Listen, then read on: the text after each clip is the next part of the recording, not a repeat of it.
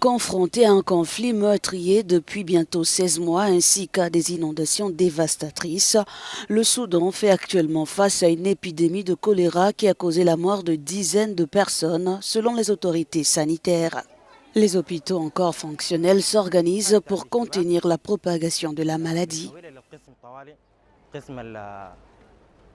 En cas de suspicion de choléra, le patient est transféré au service d'urgence et d'isolement où des médecins sont disponibles 24 heures sur 24.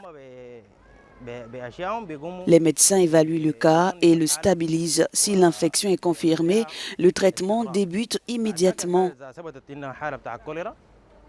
Si l'infection n'est pas confirmée, le patient est renvoyé chez lui après stabilisation. Cependant, l'hôpital n'a pas la capacité d'accepter un grand nombre de cas.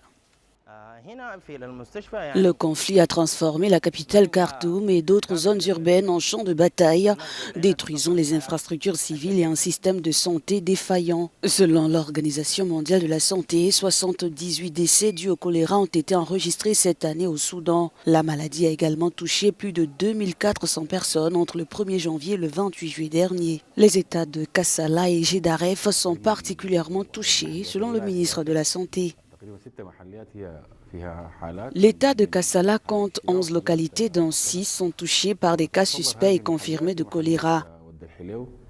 Parmi elles figure Wadi El Hailou, la première localité affectée ainsi que Kassala. Le choléra est une maladie liée à la qualité de l'eau potable, à l'eau en général et à des conditions environnementales insalubres où la présence de nombreuses mouches contribue à sa propagation.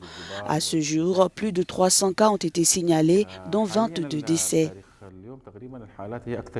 Depuis plusieurs semaines, le Soudan est frappé par des pluies torrentielles ayant provoqué le déplacement de milliers de personnes et ces pluies et les inondations ont fait ressurgir avec force le choléra dans un pays où l'Organisation mondiale de la santé dénombre 11 327 cas, dont 316 décès depuis juin 2023.